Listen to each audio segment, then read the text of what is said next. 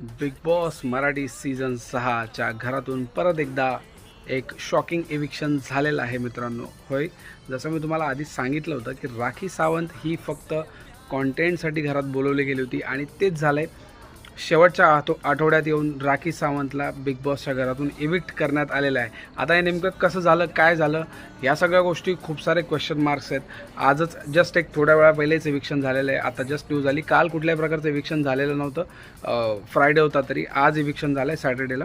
आता हे इविक्शन नेमकं कसं झालं, याच्याआधी तुमच्या हिशोबाने कोण इविक्ट झाला पाहिजे होता?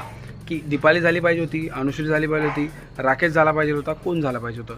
की राखीचं इविक्शन योग्य वाटतं तुम्हाला? हे मला तुम्ही कमेंट सेक्शनमध्ये नक्कीच सांगा.